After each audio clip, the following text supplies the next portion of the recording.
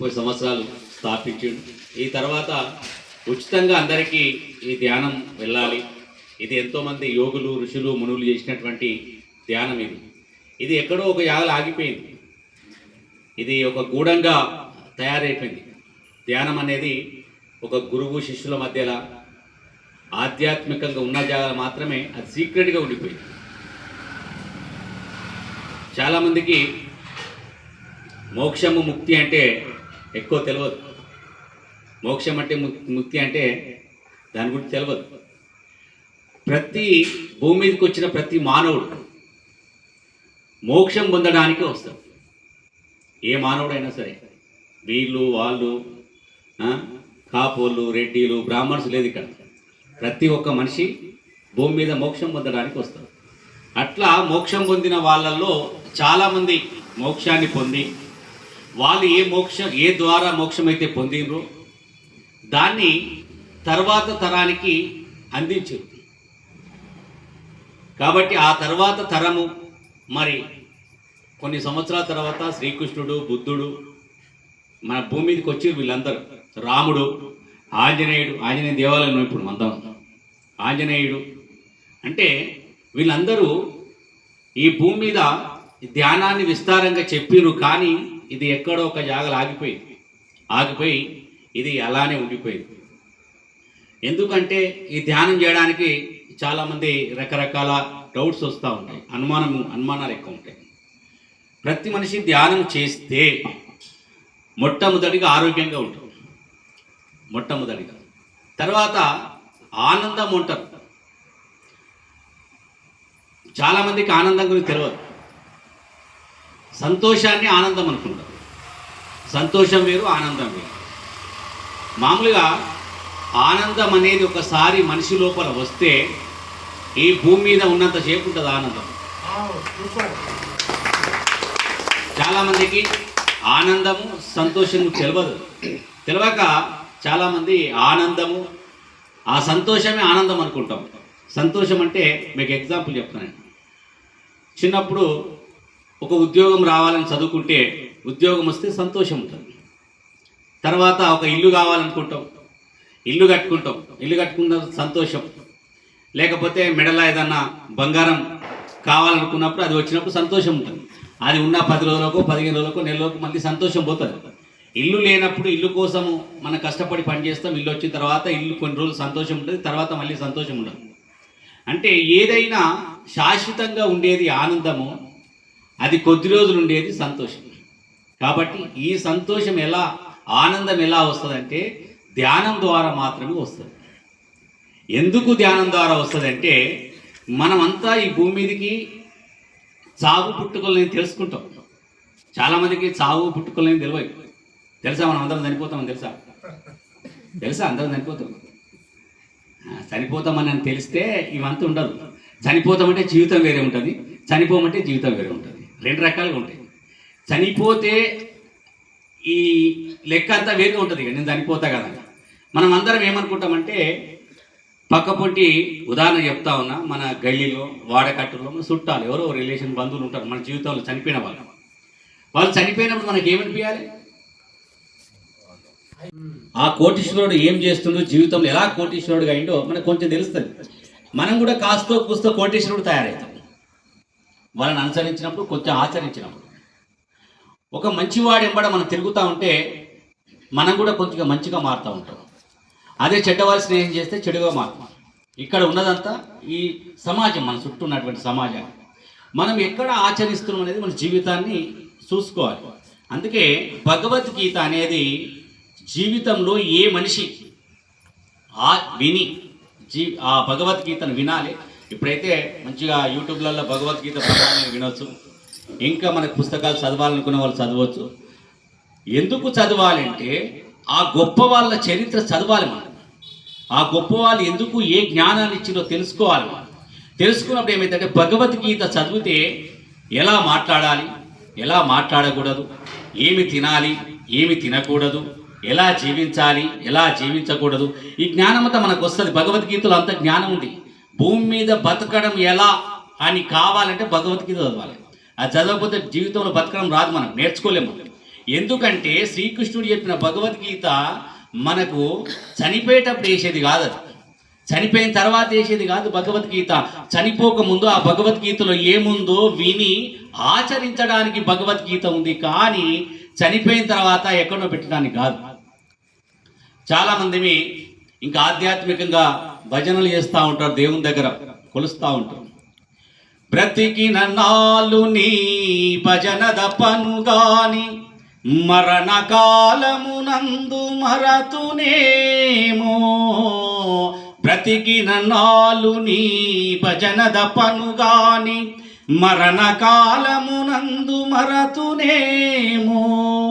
యావేళ యమదూతల గ్రహమున వచ్చి ప్రాణముల్ ప్రకలించి పట్టునప్పుడు కపవాత పైత్యముల్ గప్పగా భ్రమచేత గంపభుత్వముంది కష్టపడుచు నా జీవతో నిన్ను నారాయణాయనుచు పిలుతునో శ్రమ చేత పిలువలేనో. నాటికిప్పుడే చేసేద నీ నామ భజన తలిసెదను వినవయ్య చెవులార ధైర్యముగను. భూషణ వికాస శ్రీధర్మ పురనివాస దృష్ట సంవార నరసింహ. అంటే వాళ్ళు ఆధ్యాత్మిక జ్ఞానాన్ని బోధించే క్రమంలో రకరకాల పద్యాల రూపంలో పాటల రూపంలో అందరు చైతన్యం చేశారు. ఎప్పుడు మనం నారాయణ అనేది నా జివ్వతో నిన్ను నారాయణాయనుచు పిలుతునో శ్రమ చేత పిలువలేనంటే నేను చనిపోయేటప్పుడు నారాయణ నేను కొలుస్తున్నో కొలువనో, అందుకే ఇప్పుడు నేను నారాయణ నేను కొలుస్తున్నా అని పూజ చేస్తున్నా అంటాం. మనమంతా భూమి మీదకి వచ్చింది నరుడిగా వచ్చిన మనము నారాయణ కావాలి. జన్మ తీసుకుని దేనికోసము మనం తీసుకున్నంత నరుడిగా మనం జన్మ తీసుకున్నాము, నారాయణ కావడానికి జన్మ. చనిపోయేటప్పుడు నారాయణ అంటే ఏమి ఉండదు, ఆ నారాయణుడిగా జీవించాలి, భూమి మీద జీవించాలి. ఎప్పుడైతే మనము ఆధ్యాత్మికత అంటే ఏ భగవద్గీతనో రామాయణమో మహాభారతమో ఇవన్నీ వింటే చదివితే సత్య హరిశ్చంద్రుడు బాలన ఇవన్నీ ఉన్నాయి చరిత్రలు ఎన్నో. సత్య హరిశ్చంద్రుడు ఆయన సత్యంలో జీవిస్తా అని అనుకున్నందుకు రాజ్యం పోయింది. సత్య హరిశ్చంద్రుడు చరిత్ర ఎంతమంది తెలుసో. రాజ్యం పోయింది, భార్య పోయింది, పిల్లలు పోయిండ్రు, కొడుకు పోయిండు, చివరికి కాటి కాపరిగా మారిండు. కేవలం సత్యములో ఉంటానందుకే, సత్యాన్ని ఆచరిస్తానందుకే. సత్యాన్ని ఆచరిస్తా అంటే రాజ్యం పోయింది, భార్య పోయింది, కొడుకు పోయింది, చివరికి అతను కాటి కాపరిగా మారింది. అంటే ఎంత గొప్ప చూడండి. అంటే చివరికి సత్యం గెలిచింది. ఎందుకంటే సత్యం అనేది ఒక గొప్ప మార్గం. ఆ గొప్ప మార్గంలో ప్రయాణం చేసినప్పుడు నువ్వు నీ రాజ్యము నీ పిల్లలు పోయినా నువ్వు నిలబడాలని చెప్పి ఆ సత్యహరిశ్చంద్రుడు మనకు చెప్పిండాలి.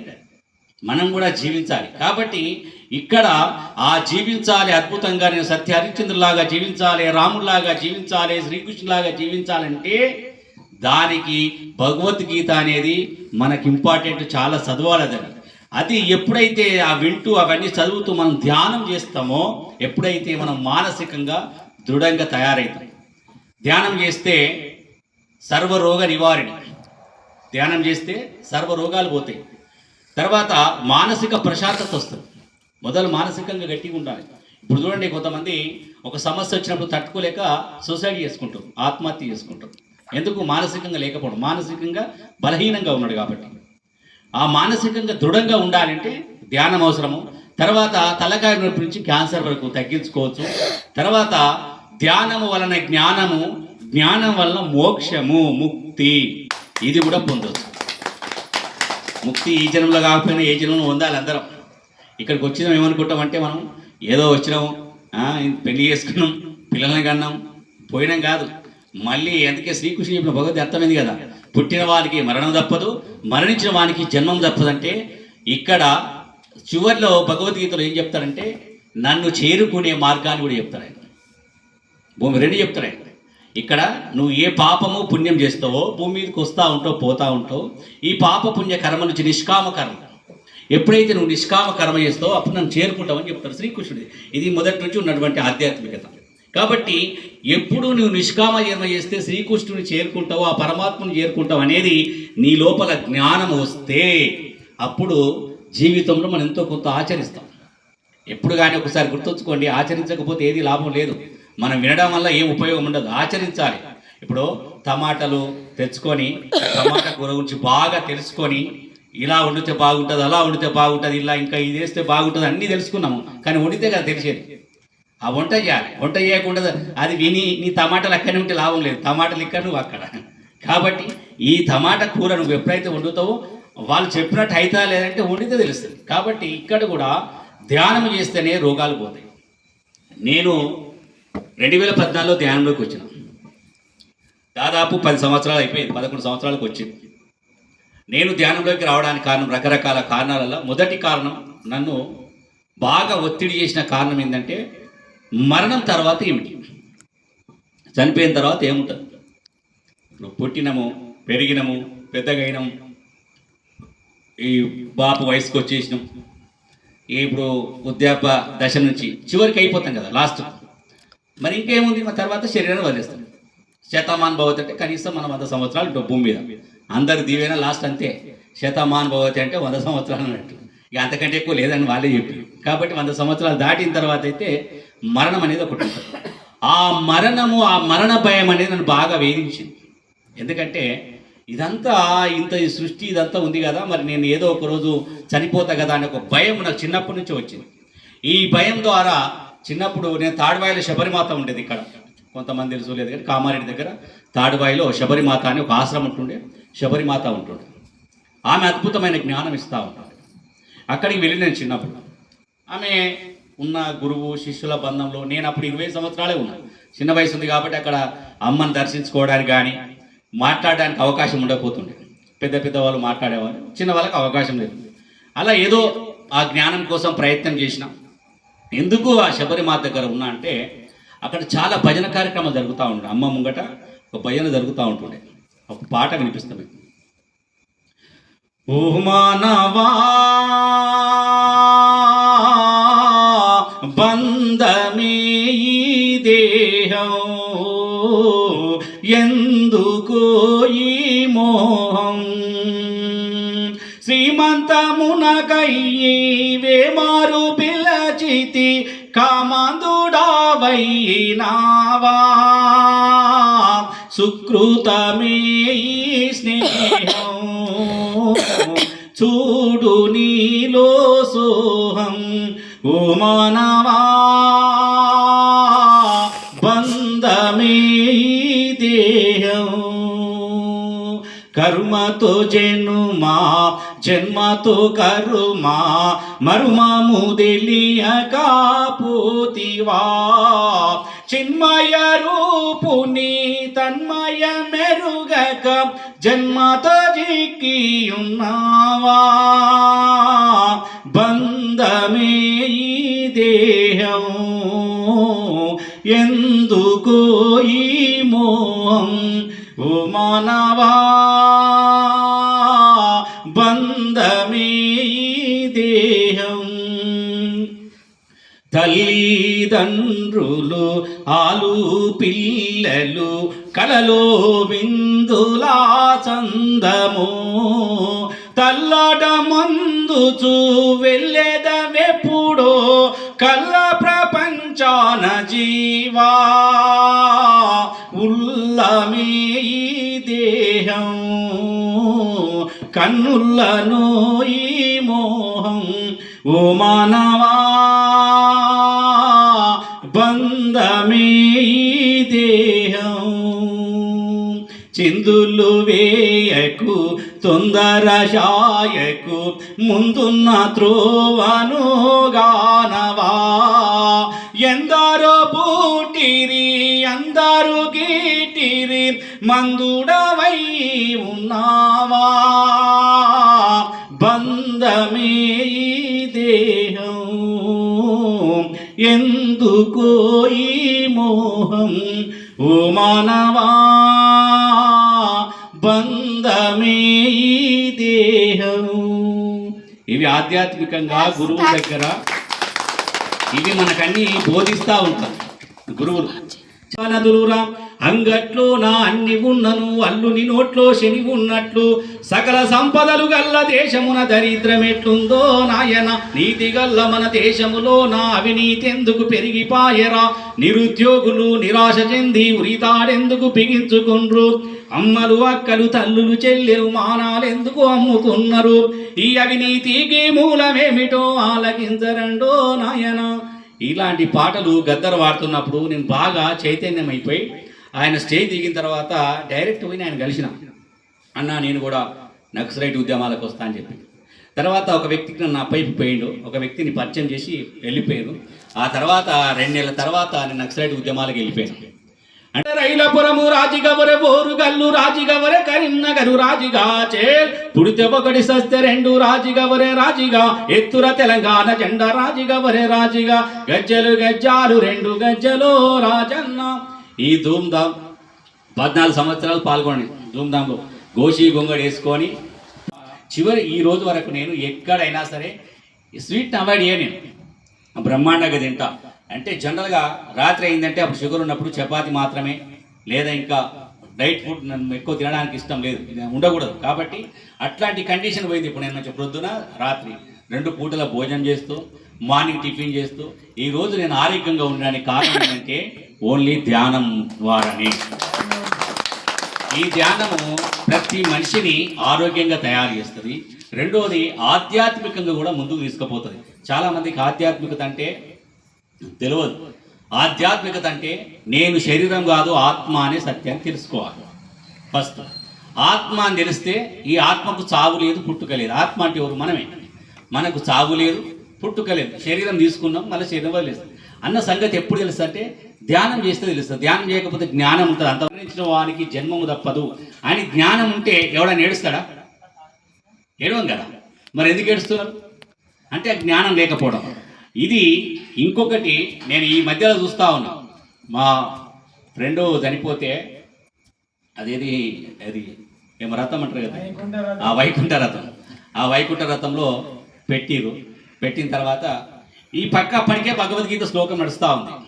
ఇది తర్వాత ఇది మీదికి పెట్టిన తర్వాత అది చాలేటప్పుడు ఈ మధ్యలో బాగా సినిమాలు అందరూ ఏడిపిస్తుంది కదా, పాట పెట్టింది అట్లా తెలుసా అది? అయ్యో రామ రామ అయ్యో రామ రామ బాలి ఘాటేటు పోతున్నవే బాలి మన జాగ గీడున్నదే బాలి మన ఇల్లు గీడున్నదే బాలి నువ్వు తిన్న కంచమిడిసి బాలి నువ్వు పన్న మంచమిడిసి బాలి అయ్యో రామ రామ అయ్యో రామ రామ బాలి ఘాటేటు పోతున్నవే బాలి మన జాగ గీడున్నదే బాలి. బాబు అది ఇంకా ఏడుస్తాం.